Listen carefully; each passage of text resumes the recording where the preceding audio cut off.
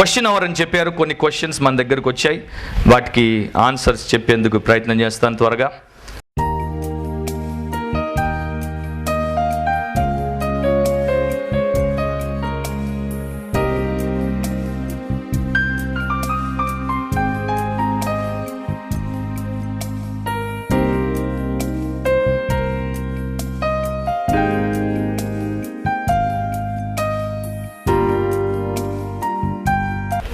ఈ రోజుల్లో చాలామంది క్రీస్తును అంగీకరించి అన్యులను ప్రేమించి పెళ్లి చేసుకుంటున్నారు.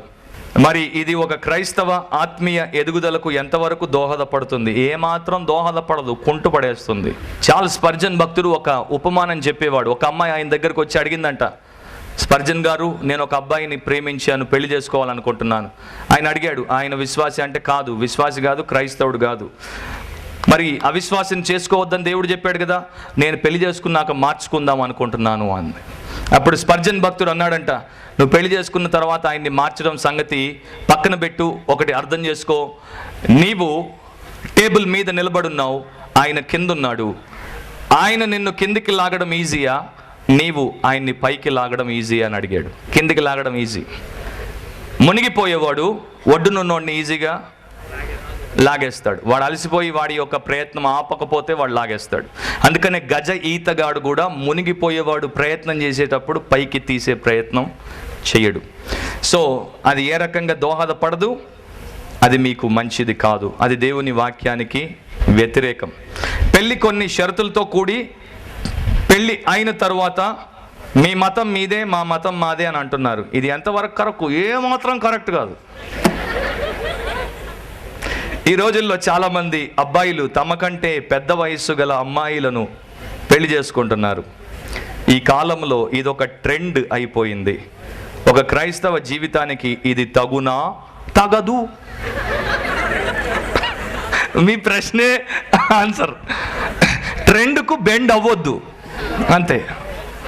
ఎస్, ఎక్సెప్షన్స్ కొన్ని ఉన్నాయి, కానీ జనరల్గా దేవుడు పెట్టింది ఏంటంటే అమ్మాయిలు అబ్బాయిల కన్నా చిన్న వయస్కులై ఉండాలి. సో ఆ ప్రకారమే మీరు చేసుకోండి. రూపాంతరం చెందాక సాతాను శోధనలను ఏ విధముగా జయించాలి? నీవు రూపాంతరం చెందినప్పుడు, అంటే రూపాంతరం చెందడం అనేది ఒక రోజు, ఒక వారం, ఒక సంవత్సరంతో అయిపోయేది కాదు, లైఫ్ లాంగ్ ప్రాసెస్. నీవు ఆ యొక్క ట్రాన్స్ఫర్మేషన్లోనికి ఎదుగుతూ ఉంటావు. అలా ఉన్నప్పుడు శోధన రాగానే దాన్ని గుర్తించగలిగేటువంటి విచక్షణ దేవుడు నీకు ఇస్తాడు. రెండవది, దాని గురించి సరైనటువంటి నిర్ణయం చేసుకునేటువంటి శక్తిని, కృపను కూడా దేవుడు నీకు ఇస్తాడు. సో నీవు అనుకుంటే ఆ శోధనకు లోబడకుండా దాన్ని జయించవచ్చు. నీవు దానికి లోబడాలి అనుకుని తీర్మానం చేస్తే దాంట్లో పడిపోతావు. So it's in your hands whether you want to overcome or whether you want to get into the temptation and enjoy the pleasure. It's in your hands. Christians సినిమాలు చూడవచ్చా? వాటిని ఫాలో అవ్వచ్చా? కొన్ని సినిమాలు మంచివి అంటారు. ఎవరంటారు? దర్శకుడా, ప్రొడ్యూసరా, లేకపోతే ఆ యొక్క సినిమా నటుడి యొక్క ఫ్యాన్స్ అసోసియేషనా? క్రిస్టియన్స్ సినిమాలు చూడొచ్చా? దీని గురించి బోధకులే రకరకాలుగా చెప్తారు. ఎందుకంటే కొంతమంది బోధకులు చూస్తారు కనుక చూస్తే పర్వాలేదు అంటారు. నేను మాత్రం ఖచ్చితంగా చూడొద్దు అంటాను. ఎందుకంటే దాంట్లో మనం నేర్చుకునేటువంటిది ఏమీ లేదు. లోకం మనకేం మంచి నేర్పించదు. మనము దేవుడి వాక్యం నుండే మంచిని నేర్చుకోగలం. సో వాటిని ఫాలో అవ్వడం కానీ, వాటిని చూడడం కానీ మనకు పెద్దగా ఉపయోగపడదు. పైపెచ్చు మనకు అనేక శోధనలు కలగడానికి, అనేక రకాలైనటువంటి ఇబ్బందులను ఎదుర్కోవడానికి అవి ఉపయోగపడతాయి. ఒక ప్రశ్న మిమ్మల్ని అడుగుతాను, మీలో ఎవరైనా సినిమా చూసి బాగయ్యారా? ఈటీవీలో ఒక కార్యక్రమం వచ్చింది, TV9 30 Minutesలో ఒక కార్యక్రమం వచ్చింది, టైమ్స్ ఆఫ్ ఇండియా పత్రికలో లేకపోతే ఆ న్యూస్ పేపర్లో ఒక ఆర్టికల్ వచ్చింది. వీళ్ళందరూ ఏమంటున్నారు? సినిమాల యొక్క దుష్ప్రచారము లేక దుష్ప్రభావం యువత మీద ఎంత ఘోరంగా ఉందంటే వారు చెడిపోవడానికి, పడిపోవడానికి కారణమవుతోంది అని అంటున్నారు. సో దాన్ని బట్టి అది మనకు మంచిది కాదు. పౌలు భక్తుడు ఒక మాట అంటాడు, ఆ మాట నేను చదువుతాను. కొరింథీయులకు రాసిన పత్రిక 10వ అధ్యాయం 23వ వచనం. అన్ని విషయముల యందు నాకు స్వాతంత్రము కలదు గాని అన్నియు చేయదగినవి కావు. అన్నిటి యందు నాకు స్వాతంత్రము కలదు గాని అన్నియు క్షేమాభివృద్ధి కలుగ చేయవు. సో 2 రీజన్స్ చెప్పాడు. అన్నీ చేయదగినవి కావు, అన్నీ క్షేమాభివృద్ధి కలుగ చేయవు. సో సినిమాలు కూడా మనకు క్షేమాభివృద్ధిని కలగ చేయవు, మన యొక్క ఆత్మీయ అభివృద్ధిని ఆటంకపరుస్తాయి. కనుక వాటికి దూరంగా ఉండడం మంచిది. How to get out of addictions నుండి ఎట్లా బయటపడాలి? ఏ అడిక్షన్ అయినా కావచ్చు, దాంట్లో నుండి బయటపడడం అనేది కేవలం దేవుడి యొక్క కృపే. దేవుడే నిన్ను దాంట్లో నుండి బయటికి తీసుకొని రావాలి. సో సింపుల్గా పేతురు భక్తుడు నీటిలో మునిగిపోతున్నప్పుడు ఏం చేశాడు? చేయి పైకెత్తి ప్రభువా నన్ను రక్షించు అన్నాడు. సో నీవు కూడా సిన్సియర్గా దేవుడి యొక్క సహాయమును కోరుకోవాలి. రెండవది, ఆయన సహాయం చేసిన తర్వాత ఆయన చెప్పినటువంటి వాక్య ప్రకారం నీవు నడుచుకోవాలి. యేసు ఎలాంటి అడిక్షన్లో నుండైనా మనల్ని వేరు చేయగలడు, విడుదల ప్రసాదించగలడు. యోహాను సువార్త 8వ అధ్యాయం 36వ వచనంలో చెప్పాడు, కుమారుడు ఎవరిని స్వతంత్రునిగా చేయునో వారు నిజముగా స్వతంత్రులు. So he will get you out of addiction. If you sincerely cry out to God, he will help you. Most of the time సిన్సియర్గా ప్రేయర్ చేయరు. దాని గురించి అడుగుతుంటారు, ప్రభువా నాకు ఈ పాపం ఉంది అంటారు. కానీ హృదయంలో దాన్ని ఇంకా ప్రేమిస్తుంటారు. దాన్ని వదిలిపెట్టే మనస్తత్వం ఉండదు కనుక దాంట్లోనే వారి బ్రతుకంతా కొనసాగుతూ ఉంటుంది. డైలీ యూత్ ఏ విధంగా జీవించాలి? లూకా సువార్త 9వ అధ్యాయం యేసు ప్రభు ఒక మాట చెప్పాడు, నిన్ను నీవు ఉపేక్షించుకొని నీ సిలువను ఎత్తుకొని ప్రతిదినము నన్ను వెంబడించు అన్నాడు. సో నీకు నీవు నో చెప్పుకొని నీ సిలువను ఎత్తుకొని ఎవ్రీడే ఫాలో జీసస్, ఆయన్ని వెంబడించు, ఆయన యొక్క చిత్త ప్రకారము జీవించాలి. యవనస్తులైనా పెద్దలైనా పిల్లలైనా అందరూ దేవుడి వాక్యంలో రాయబడినటువంటి రీతిలో జీవించాలి. అయితే దేవుడి వాక్యంలో చాలా విషయాలు రాయబడ్డాయి, నాకు అన్ని విషయాలు తెలియవు కదా. తెలియవు. నీకెంత తెలుసో అంత మట్టుకు నీవు దేవుడికి లోబడి జీవించు, మిగతావి దేవుడు నీకు తెలియజేస్తాడు. నా నామమున మీరు తండ్రిని ఏమి అడిగినను ఇస్తాడు అని యేసుక్రీస్తు వారు అన్నారు. అయితే ధనమును కోరుకొనుట అడుగుట తప్ప? యేసుప్రభు మనకు ప్రార్థన నేర్పించాడు. ఏంటి ఆ ప్రార్థన? మా అనుదిన ఆహారము మాకు దయచేయము. అంటే ఇప్పుడు ఒకప్పుడు ఇశ్రాయేలు ప్రజలకు అరణ్యంలో దేవుడు డైరెక్ట్గా పైనుండి మన్నాను వేసాడు. ఇప్పుడు మనకు కూడా అట్లా ఎక్కడైనా పంపకం జరుగుతుందా? మనం ఎక్కడికైనా పోయి కూర్చుకుంటామా? లేకపోతే మనం ప్రార్థన చేసినప్పుడు దేవుడు మనకు మానిటరీ హెల్ప్ని ఇస్తే ఆ డబ్బును తీసుకొని మనము బజార్కి వెళ్ళి రైసు గోధుమలు కొనుక్కొని మన రొట్టెని మనం తయారు చేసుకుంటామా? సో దేవా నాకు నీతిగల సంపాదన ఇవ్వు అని అడగడం తప్పు కాదు. కాకపోతే అత్యాశతో దేవా నన్ను ధనికుడిగా చెయ్యు అనే ధనాపేక్షతో అడిగినప్పుడు మాత్రం అది దేవుడి చిత్తం కాదు. అండ్ నా నామమును మీరు తండ్రిని ఏం అడిగితే అది ఇస్తాడు అన్నప్పుడు కొన్ని షరతులు పెట్టాడు. దాన్ని మీరు వదిలేసి ఉట్టే ఒక్క లైన్ పట్టుకొని అవుట్ ఆఫ్ కాంటెక్స్ట్ దాన్ని మీరు తీసుకుంటే అది ఉపయోగపడదు. యోహాను సువార్త 15వ అధ్యాయంలో ఇది మీరు చూస్తే, నా యందు మీరును మీ యందు నా మాటలను ఉన్న ఎడల అప్పుడు నన్ను అడగండి అంటాడు. సో ఆయన వాక్యానుసారంగా మనం జీవించినప్పుడు ఆయన చిత్తము మనం చేస్తాం కనుక అప్పుడు మనం ఏం అడిగినా ఆయన చిత్తానుసారంగా ఉంటుంది, ఆయన మనకు దాన్ని అనుగ్రహిస్తాడు. After baptism if anyone since and he does not repent, his salvation remains for him. అంటే బాప్తిజం పొందిన తర్వాత ఒకవేళ ఎవరైనా పాపం చేసిన తర్వాత కూడా మారు మనసు పశ్చాత్తాపడకపోతే అతని రక్షణ ఉంటుందా పోతుందా? ఇది ఎప్పటి నుండో వచ్చేటువంటి ఒక డిబేటబుల్ ఇష్యూ అనమాట.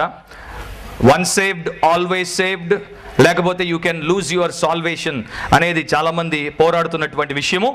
నేను అర్థం చేసుకున్నటువంటి వాక్యం ఏంటంటే, నీవు నిజముగా రక్షింపబడితే నీవు మారు మనసు పొందకుండా ఉండలేవు. సో నీవు మారు మనసు పొందకుండా నిర్లక్ష్యం చేస్తున్నావు అంటే మొదట నీ రక్షణలోనే లోటు ఉందనేది నువ్వు అర్థం చేసుకోవాలి. అపవాదిని ఎదురించుటకు కావలసిన సూచనలు ఇమ్ము. ఎందుకు యూత్ సాతానును జయించలేకపోతున్నారు? ఎందుకు అందరు యూత్ జయించలేకపోతున్నారని నువ్వు అనుకుంటున్నావు? కొంతమంది జయిస్తున్నారు. ఫర్ ఎగ్జాంపుల్ బైబిల్లో యోసేపు సాతాను యొక్క సోదరుని జయించాడు, దానియేలు జయించాడు, పౌలు జయించాడు, ఇంకా చాలామంది జయించారు. సో దేవుడి వాక్యానుసారంగా మనం ఉన్నప్పుడు మనం సాతానును జయించగలం. 1 యోహానులోనే ఒక మాట రాయబడింది 2వ అధ్యాయంలో యవనస్తుల కొరకు. అండ్ చాలా ముఖ్యమైనటువంటి మాట ఇది. 1 యోహాను 2వ అధ్యాయం 13వ వచనము, తండ్రులారా మీరు ఆది నుండి ఉన్నవారిని ఎరిగి ఉన్నారు గనుక మీకు రాయిచున్నాను, యవనస్తులారా మీరు దుష్టుని జయించి ఉన్నారు గనుక మీకు రాయిచున్నాను. ఏమని రాయబడింది బైబిల్లో? హలో యవనస్తులారా, మీరు నాతో చదవండి ఆ మాటలు. యవనస్తులారా, గట్టిగా చదవండి. యవనస్తులారా మీరు దుష్టుని జయించి ఉన్నారు కనుక మీకు రాయిచున్నాను. సో ఏమని చెప్తోంది బైబిల్? మీరు జయిస్తారు కనుక అని ఉంటుందా, లేక జయించి ఉన్నారు అంటుందా? జయించి ఉన్నారు. You have overcome the evil one. So if you live according to God's word, if you love God, then you have got the power to overcome the devil and all his temptations. So అది నీవు నమ్ము, ఆ ప్రకారము నీవు జీవించగలవు. Is it necessary to have a spiritual guide?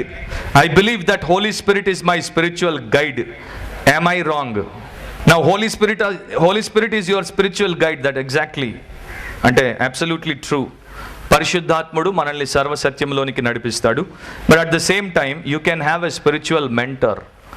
అపోస్తలుడైన పౌలు తిమోతికి మెంటర్గా ఉన్నాడు. ఆయన్ని చక్కని ఆధ్యాత్మిక స్థితిలోనికి నడిపించాడు.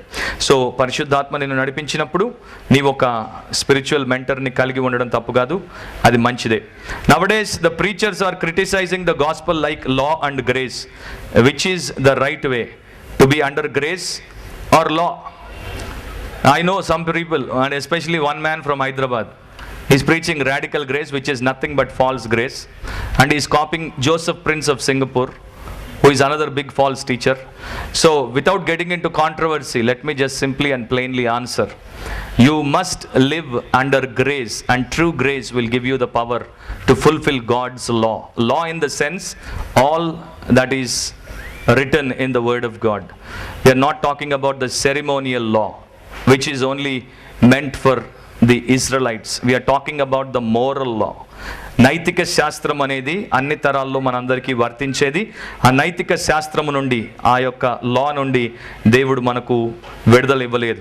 యోహాను 14:15 యేసుప్రభు ఒక మాట చెప్పాడు, మీరు నన్ను ప్రేమిస్తే నా ఆజ్ఞలను. ఆజ్ఞ అంటే ఏంటి? లానా కాదా? కమాండ్మెంట్. మీరు నన్ను ప్రేమిస్తే నా ఆజ్ఞలు గైకొంటారు. సో దేవుడి యొక్క ఆజ్ఞ ప్రేమతో మనం గైకొనడం, కృప కింద జీవించడం. అది భయముతోనో, లేకపోతే ప్రలోభముతోనో, లేకపోతే ఇది చేయకపోతే దేవుడు నాకు కీడు చేస్తాడు అనేటువంటి ఆలోచనతో చేస్తే మనకు మేలు జరగదు. అలాంటిది లీగలిజం అంటారు, దాంట్లోనికి మనం వెళ్ళొద్దు. క్రీస్తులో సంపూర్ణముగా రక్షింపబడాలంటే ఏమి చేయాలి, ఏ విధంగా ఉండాలి? సింపుల్గా నీ యొక్క పాపమును ఆయన దగ్గర యథార్థముగా ఒప్పుకొని పశ్చాత్తాపముతో ప్రభు అయినటువంటి యేసును నీ రక్షకునిగా నీవు విశ్వసించినప్పుడు నీవు రక్షింపబడతావు. ఆ తర్వాత ఆయన ఏ ఏ సంగతులు బైబిల్లో నేర్పించాడు వాటి ప్రకారం నువ్వు జీవిస్తే నీకు ధన్యత. యాకోబు దేవునితో పోరాడుచున్నప్పుడు ప్రార్థనలో దేవుడు ఆయన తొడ గూటి మీద కొట్టి ఉన్నాడు కదా. నోటి మాటతో సృష్టి చేసిన దేవుడు యాకోబును కొట్టవలసిన అవసరం ఏముంది? మనిషి దేవుడు కొడితే బతుకుతాడా? యాకోబు రక్తం వస్తున్నను అలా ఎందుకు కొట్టాడు? యాకోబుకు రక్తం వచ్చిందని బైబిల్లో చెప్పబట్టలేదు. యాకోబు తొడగూడిని దేవుడు ఎందుకు కొట్టాడంటే యాకోబు తన మీద తాను ఆధారపడి బ్రతికేవాడు కనుక నీవు నిన్ను ఆధారం చేసుకొని బ్రతికితే నాకు దగ్గర అవ్వవు, అందుకని ఆ అడ్డాన్ని తీసేస్తానని దాన్ని తీసేశాడు. ఇక అప్పటి నుండి యాకోబు దేవుడి మీద ఆధారపడి బతికాడు. సో మనం దేని మీద ఆధారపడతామో దాన్ని దేవుడు తీసేస్తాడు, అప్పుడే మనం ఆయన మీద ఆధారపడతాం. పేరెంట్స్ చేసే తప్పుకి పిల్లలు ఎందుకు సఫర్ అవ్వాలి, ఖర్చుని అనుభవించాలి? ఎగ్జాంపుల్, చిల్డ్రన్కి ఎస్సీ అని పెడితే పాపం వాళ్ళు ఏం చేస్తారు? ఇప్పుడు వాళ్ళు ఎస్సీగా కొనసాగొచ్చా, లేకపోతే పేరెంట్స్ని వదిలేసి వేరే లైఫ్ లీడ్ చేయాలా? ఎస్సీగా కొనసాగాల్సిన అవసరం లేదు, ఎస్సీ సర్టిఫికేట్ తీసేస్తే చాలు అండ్ పేరెంట్స్తోనే ఉండొచ్చు. పేరెంట్స్ తప్పు చేస్తే పేరెంట్స్ అనుభవిస్తారు, మీరు చేసిన దానికి దేవుడు మీకు మేలు చేస్తాడు. చనిపోయిన వారికి లోకంలో ఏది గుర్తుండదు అంటారు, మరి మనుషులు ఎందుకు దయ్యం క్రియలచే శోధింపబడుచున్నారు, ఆత్మహత్యలకు గురవుతున్నారు? చనిపోయిన వారికి లోకంలో ఏది గుర్తుండదు అంటే అర్థం ఏంటి? ఆ చనిపోయినోడే దయ్యమై నిన్ను శోధిస్తున్నాడనా? లేకపోతే ఆత్మహత్య చేసుకున్న వాళ్ళ ఆత్మలు లోకంలోనే ఉంటాయనా? అది మన దేశంలో ఆఫ్రికాలో ఉన్నటువంటి యానిమిస్టిక్ రిలీజన్ యొక్క బిలీఫ్ అది. అంటే చచ్చిపోయినోడు కోరికలు తీరకపోతే దయ్యం అవుతాడు. బైబిల్ ఆ ప్రకారం చెప్పట్లేదు. సాతాను యొక్క దూతలు వాడితో దేవుడి మీద తిరుగుబాటు చేసి పడిపోయినటువంటి వారే ఈవిల్ స్పిరిట్స్.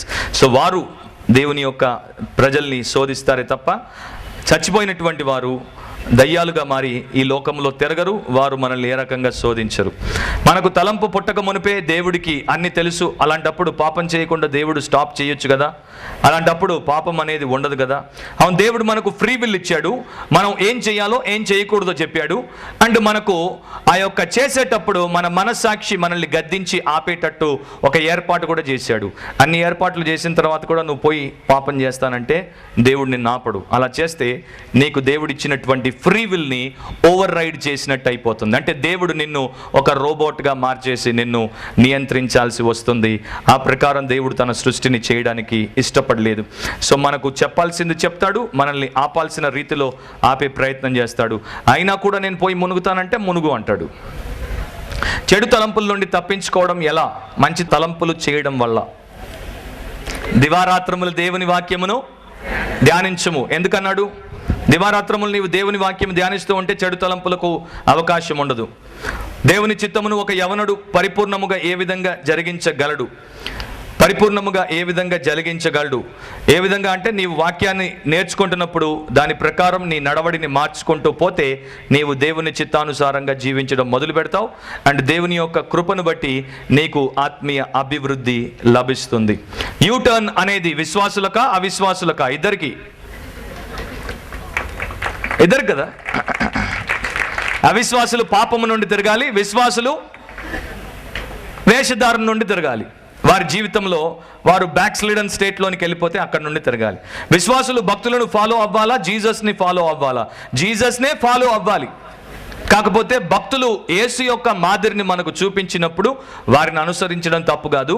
అందుకనే 1 కొరింథీ 11:1 పౌలు భక్తుడు అన్నాడు, నేను క్రీస్తును పోలి నడుచుకొనుచున్న ప్రకారం మీరు నన్ను పోలి నడుచుకోండి. Thank you.